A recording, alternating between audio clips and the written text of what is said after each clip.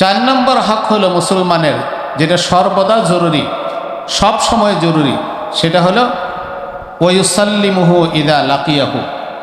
যখন একজন মুসলমানের সাথে আরেকজন মুসলমানের সাক্ষাৎ হবে, তো এক মুসলমান আরেক মুসলমানকে সালাম দিবে।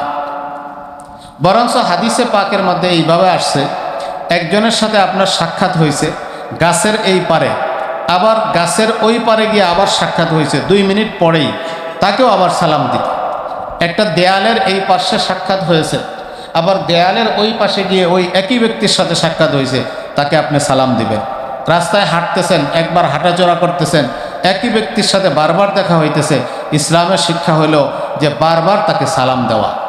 আল্লাহ নবী সাল্লাল্লাহু আলাইহি ওয়াসাল্লাম হযরত আনাস রাদিয়াল্লাহু তাআলা আনহুকে বলছেন, ইয়া বুনাইয়া, হে বৎস, ইদা দাখালতা আলা আহলিকা, যখন তুমি তোমার ঘরে প্রবেশ করবে, ফাসাল্লিম, ঘরে সালাম দিবে, ইয়াকুনু বারকাতান আলাইকা ওয়া আলা আহলিকা, এই ঘরে ঢোকার সময় সালাম দেওয়া, এটা তোমার জন্য বরকত হবে, তোমার পরিজনের জন্য বরকত হবে, ঘরেও বরকত নাজিল হবে, তোমার উপরেও বরকত নাজিল হবে। ঘরে কোনো মানুষ যদি না থাকে, খালি থাকে, এরপরেও তালা খুলে আমি ঢুকতেছি, আমি খালি ঘরেও সালাম দিব, ওখানেও ফেরেশতা থাকে, জিন্নাতও থাকতে পারে, এরকমভাবে তাদেরকে আমি সালাম দিব।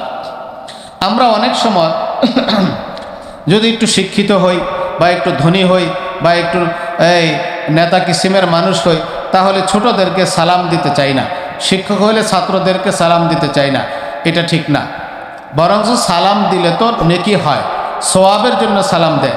বুখারী শরীফের হাদিস, মাররা নবী সাল্লাল্লাহু আলাইহি ওয়াসাল্লাম আলা গিলমানা ফাসাল্লামা আলাইহিম, হুজুর বাচ্চাদের পাশে দিয়ে যাইতেছিলেন, ছোট বাচ্চা, হুজুর তাদেরকে সালাম দিয়েছেন আল্লাহ নবী সাল্লাল্লাহু আলাইহি ওয়াসাল্লাম। আচ্ছা বলেন তো দেখি, আল্লাহর নবীর চাইতে বড় শিক্ষক কেউ আছে? নাই। আল্লাহ নবী বলেছেন, বয়স্তু মুআল্লিমান, আমাকে আল্লাহ তাআলা শিক্ষক বানায় পাঠাইছে, উতিতু ইলমাল আউয়ালিন ওয়াল আখিরিন, পূর্ববর্তী পরবর্তী সমস্ত মানুষকে, সমস্ত নবীদেরকে যে ইলম দেওয়া হয়েছে, সেই ইলম আমাকে, শিক্ষা আমাকে দেওয়া হয়েছে, জ্ঞান আমাকে দেওয়া হয়েছে। তো এত বড় শিক্ষক হওয়ার পরেও যদি ছোট বাচ্চা, আমাদের মাদ্রাসার পরিভাষায় মক্তবের বাচ্চা, প্রাইমারির বাচ্চা, কেজির বাচ্চা, ছোট নার্সারির বাচ্চা, এদেরকে আল্লাহ নবী সাল্লাল্লাহু আলাইহি সাল্লাম সালাম দিতেন। এটা আল্লাহ নবীর আদর্শ। তাহলে আমি যদি আদর্শবান শিক্ষক হতে চাই, আল্লাহ নবীর আদর্শে আদর্শিত হতে চাই, তাহলে আল্লাহ নবী সাল্লাল্লাহু আলাইহি সাল্লাম একজন শিক্ষক হয়ে ছোট ছোট বাচ্চাদেরকে আল্লাহ নবী সালাম দিতেন, তো আমাকেও ওই আদর্শে আদর্শিত হতে হবে। আল্লাহ নবী সাল্লাল্লাহু আলাইহি ওয়াসাল্লামের চাইতে বড় নেতা কেউ আছে নাকি? দুনিয়া এবং আখেরাতের সবচেয়ে বড় নেতা। কিয়ামতের দিন আল্লাহ তাআলা আল্লাহ নবীকে বলবেন, হে আল্লাহ নবী, মাথা ওঠান, এই কিয়ামতের দিন অর্ধেক আপনার আর অর্ধেক আমার, মানে অর্ধেক আপনি চাইবেন, আমি আপনার চাওয়া পূরণ করব। কিয়ামতের দিন আপনার আমার চাওয়া পাওয়া হবে শুধু, আর কারো চাওয়া পাওয়া হবে না। আপনি যা চাইবেন আমি তা দিব, এমন ক্ষমতার মালিক থাকবেন ওই দিন আমাদের নবী, অন্য কোনো নবী পর্যন্ত থাকবে না। এরকম বড় নেতার চাইতে বড় নেতা পৃথিবীতে আর হতে পারে না। এই জন্য এরকম বড় নেতা যদি ছোট ছোট মানুষদেরকে সালাম দিতে পারত, কম বয়সের মানুষদেরকে সালাম দিতে পারত, তাহলে আমরা কেন পারবে না? এই জন্য সালাম তো নিজের জান্নাত কামানোর জন্য। একটি হাদিসের মধ্যে আসছে, কোনো ব্যক্তি যদি দিনে 20টা সালাম দেয়, আল্লাহ নবী বলেছেন সে জান্নাতি। 20টা সালাম কোনো বেশি সময় লাগে না। আমি দেখছি ফজরের নামাজের পরে একটু হাঁটাচলা করতে, 20 মিনিট আপনি হাঁটাচলা করেন, কিছু লোক পাবেন দেখবেন, আপনি যদি নিয়ত করেন যে আমি সালাম দেওয়ার উদ্দেশ্যেই হাঁটাচলা করতেছি, তো দেখবেন 10-20 মিনিটের মধ্যেই 20টা সালাম হয়ে যাবে, 20 জন মানুষের সাথে দেখা সাক্ষাৎ হয়ে যাবে। নিচের শ্রেণীর মানুষ হোক চাই উপরের শ্রেণীর মানুষ হোক, ওইটা তো দেখার বিষয় না। দেখার বিষয় হলো আপনার জান্নাত কামানো। আপনার যখন পিপাসা লাগে, ঠান্ডা পানি নিয়ে যখন হকাররা গাড়িতে বলে যে ঠান্ডা পানি, পিপাসা দূর করার জন্য, তখন তো আপনি এই হকারের কাছ থেকেই পানি নেবেন, গরিব ছেলের কাছ থেকেই পানি নেবেন। আপনি তো অবহেলা করবেন না যে এই ছেলেটা গরিব, অসহায়, তার কাছ থেকে আমি পানি কেন নিব। আপনি তো তার কাছ থেকে পানি ক্রয় করে আপনি পান করে নিজের ভিতরটাকে ঠান্ডা করবেন। আপনার তো 20টা সালাম দিলে আপনি জান্নাত পাইতেছেন। তো যে কোনো মুসলমানকে আপনি 20টা সালাম দিয়ে দেন, সে নিচু শ্রেণীর মানুষ হোক চাই উপরের হোক। আমি অফিসার, আমার অফিসের একটা পিয়ন আছে, তাকেও সালাম দেই। আমার বাড়ির যে দারোয়ান আছে ঝাড়ু দেয়, সিঁড়িতে ঝাড়ু দেয়, আমি তাকেও সালাম দিই। সে আনন্দ পায় যে হুজুর আমাকে সালাম দেয়, বলেও মানুষের কাছে।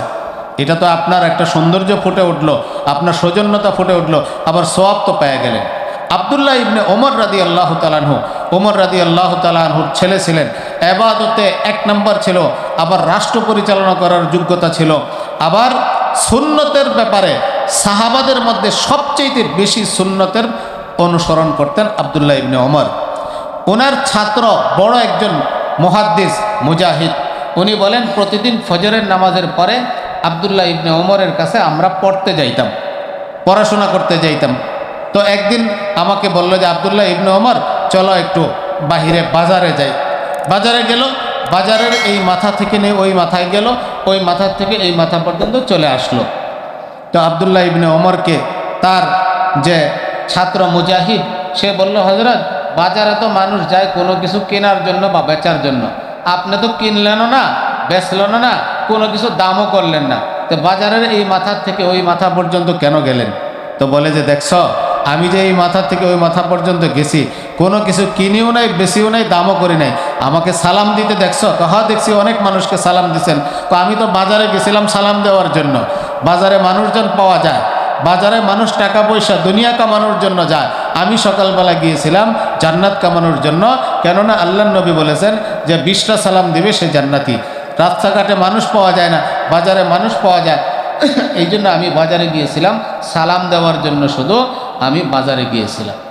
এই জন্য আমার ভাইরা, সালাম দেওয়া, নিজের স্ত্রীকে সালাম দেওয়া, অনেক স্বামীরা নিজের স্ত্রীকে সালাম দিতে লজ্জা করেন, এটা লজ্জার বিষয় না। নিজের স্ত্রীকে সালাম দিবেন, স্ত্রীকে শিক্ষা দিবেন, স্বামীকে সালাম দিবে, নিজের বাচ্চাদেরকে শিক্ষা দিবেন। আলহামদুলিল্লাহ, আপনাদেরকে শিখার জন্য বলতেছি, শুকরিয়া তান। আমার বাসায় আমি এমন পরিবেশ করে রেখেছি, আমার ঘরে যে কোনো মানুষ যদি ঢুকবে, ভিতর থেকে ছোট বাচ্চা হোক আর মহিলা হোক, খুলবে, ভিতর থেকে সালাম দিবে। আমরা এরকমভাবে ছোট বাচ্চারা এরকম সালাম শিক্ষা দিয়েছি, ঢোকার সময় সালাম, ভিতর থেকে সালামের উত্তর দিবে, সালাম দিবে। বাচ্চাদেরকে এগুলো শিক্ষা দেন। একটা বাচ্চাকে একটা আদব শিক্ষা দেওয়া, এটা দুনিয়ার বড় বড় নিয়ামত দেওয়ার চাইতে উত্তম, এটা বড় সদকা। আল্লাহ নবী হাদিসে বলেছেন 5,000 10,000 টাকা দিলা, বাড়ি গাড়ি করে দিলা, এটাও সদকা, কিন্তু সবচেয়ে বড় সদকা হলো তোমার বাচ্চাকে একটা আদব শিক্ষা দিলা। আমার বাচ্চাকে সালাম শিক্ষা দেন, এরকম আদব শিক্ষা দেন। সালাম দিয়া মানুষকে জিজ্ঞাসা করবে কেমন আছো, ভালো আছো, এরকম আদব শিক্ষা দেওয়া, এটা বিরাট বড় সদকার একটা সওয়াব। এই জন্য বাচ্চাদেরকে আদব শিক্ষা দেওয়া, সালাম শিক্ষা দেওয়া। আল্লাহ নবী বাচ্চাদেরকে কেন সালাম দিতেন? শিখাইতেন যে তোমরাও এরকমভাবে সালাম দিবে। এই জন্য এটা মুসলমানের শুধু হকই না, বরঞ্চ এটা মুসলমানের হক ছাড়াও সওয়াবের বড় একটা মাধ্যম, ওসিলা।